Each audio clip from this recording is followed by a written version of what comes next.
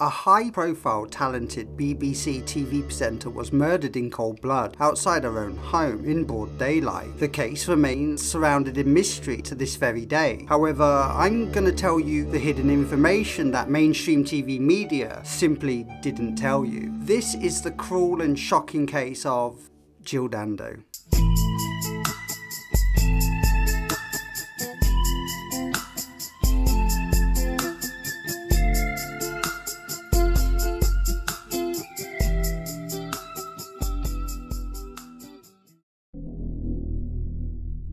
Good evening. The TV personality Jill Dando, who as Crimewatch presenter helped to send dozens of criminals to jail, was murdered on her own doorstep today. The killing may have been revenge for her anti-crime work.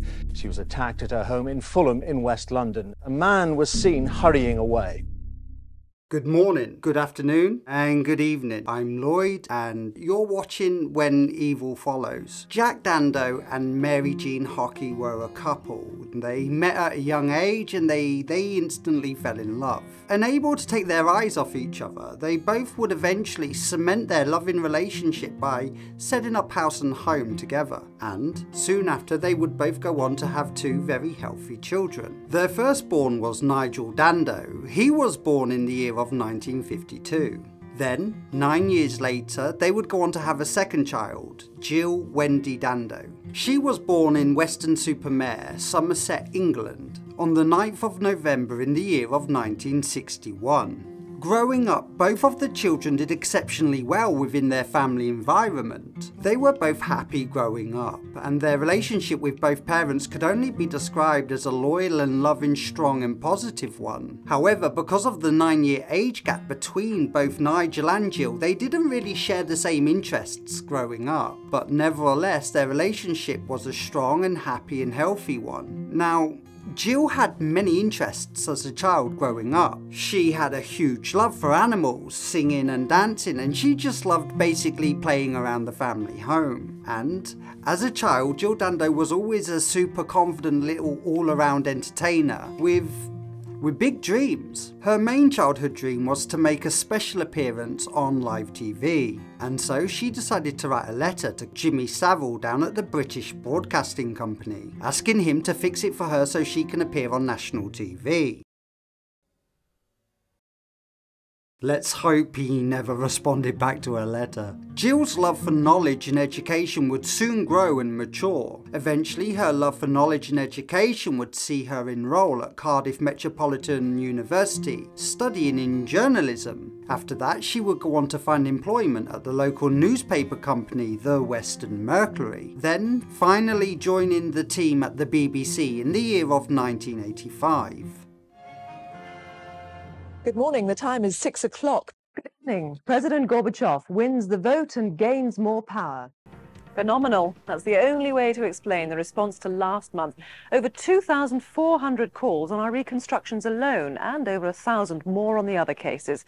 Jill was able to capture the attention of over 14 million viewers during her time working at the BBC and working on the Crimewatch panel. Jill Dando's last broadcast was actually aired just 5 days before she was murdered. Unbelievably, Jill's own murder would actually be featured on the show in an attempt to find the killer and to bring justice to her and all who knew her. In the more professional world, Jill would describe herself as a broadcaster with a fun and gentle, vibing personality with a gentle and kind heart. Her natural infectious mannerisms and kind professionalism would always win her the hearts of her team workers and her audience, as Jill Dando became one of the most known faces working on the TV as a BBC presenter. And it's true to say her calming style came across quite easy to most who watched her on TV, allowing her to open the doors into our families' homes and hearts throughout the UK.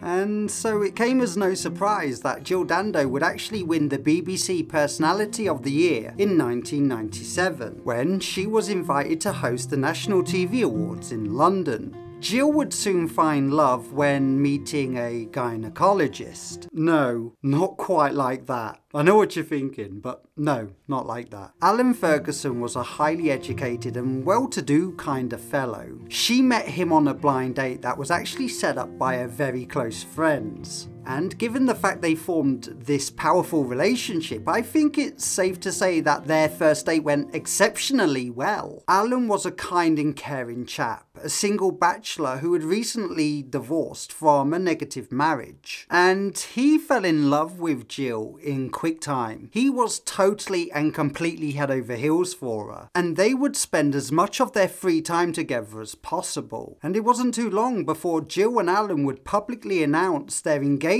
on the 21st of January in the year of 1999. Her dream wedding date was set for the 25th of September that same year. In the early morning hours of the 26th of April in the year of 1999, 37-year-old Jill Dando would leave her fiancé's private home in Chiswick, and she would drive back to her own home that was located in Fulham, in London. The travelling distance between Alan Ferguson's home in Chiswick to Jill Dando's home in Fulham is believed to be around about a 45-minute drive. However, Jill didn't often travel to her own home, and it was more often than not hardly ever used. And that's simply because she was living full-time with her loving fiancé Alan in Chiswick. In fact, Jill was actually in the middle of selling her own property, and so she was more or less never there. Upon Jill's arrival at number 29 Gowan Avenue in Fulham, she parked up on the street and she stepped out of her car, finally reaching the front door of her property at around 11:30 AM.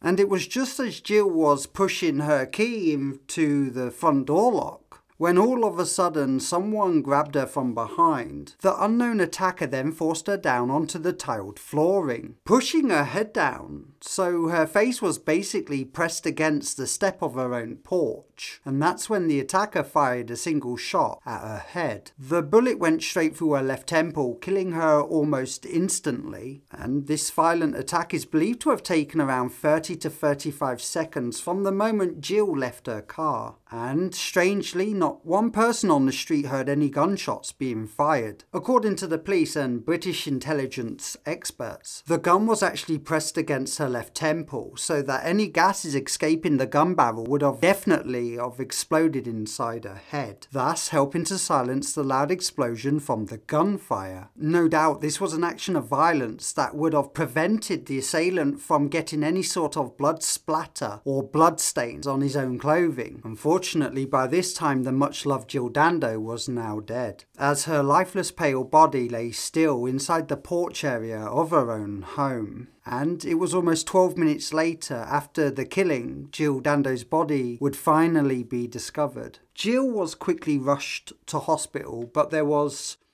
no saving her. She was sadly pronounced dead upon arrival. There was, however, two neighbours who did see the gunman running away from the scene of the crime. They both gave police and detectives a detailed and accurate description of what the killer looked like and what he was wearing. They described him as a white man who was smartly dressed with short dark hair with a medium build, who was wearing a dark bomber-style jacket. It was also widely believed that the killer must have had a mobile phone on his person or some sort of radio scanner or something to help him track down Jill's movements. And so, as you can imagine, the hunt for this killer was a huge deal and made big time news around the world.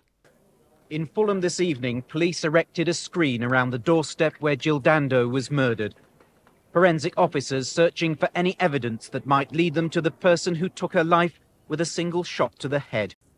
It's believed the murderer was waiting as the television presenter returned to the quiet street where she lived at around 11:30 this morning. Neighbours have told the police they saw a tall white man running away from the scene of the attack. In fact, it was the second largest manhunt ever seen on UK ground, ever since the Yorkshire Ripper. So yeah, the police immediately, they launched this huge criminal investigation, and they called the investigation Operation Obsborough. Operation Obsborough lasted more than a year. However, almost 15 months later, the police and detectives working this case, they still didn't find anything anything concrete to go on. The one thing that is clear was whoever did do this, they made it almost impossible for the police and detectives to find any convicting or convincing evidence as to who the killer was. And in all honesty, the police actually failed in all efforts to find anyone closely fitting the killer's description. So what do you think? Was it just a random killing? Let me know your thoughts in the comments below. It's just so hard to believe that this was just a random attack because it just didn't seem random at all.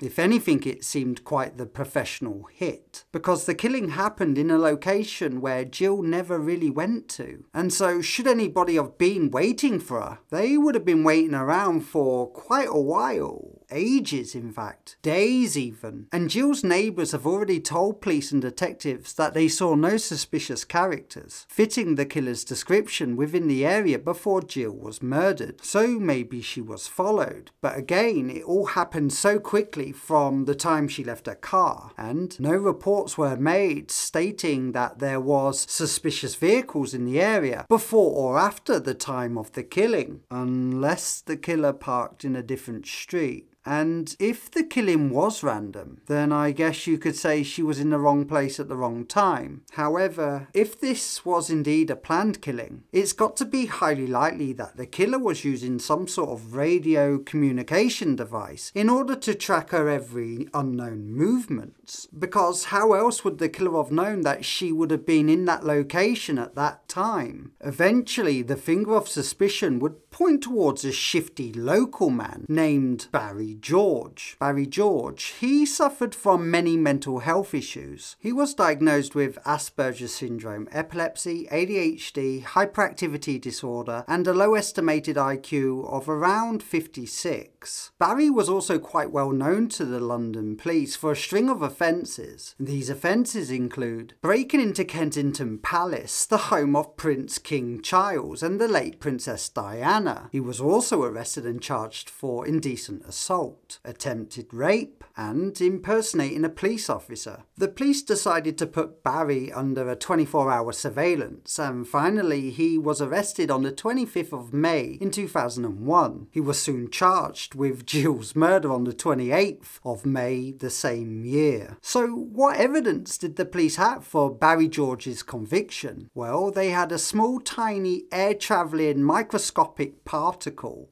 believed to be from gun residue found from inside his coat pocket. And on the 2nd of July in 2001, he was convicted for Jill Dando's murder by a majority vote of 10-1, sealing his fate as he was sentenced to spend the rest of his life in prison. You know, anyone with half a brain can see that this case just completely sucked, and it was utter nonsense, and it was unfair. There just wasn't not ever enough evidence to lay rest of any conviction or ridiculous claims made by the police. In all respect, it was just pretty much pathetic. And though Breier would appeal his sentencing 6 times, eventually in 2008, circumstances surrounding the gunshot forensic residue would be overturned on the grounds of totally crappy, garbage, non-conclusive evidence. And in all honesty, they didn't have anything concrete to begin with in the first place. Breier was eventually released from prison in 2008 after being locked up for almost 9 years. And so yeah, the murder of Jill Dando remains open and unsolved to this very day. Which brings us back to the original question. Who has done this and why? Well, there are a few possible theories out there which could quite possibly be true. The first theory is one that continues to resurface again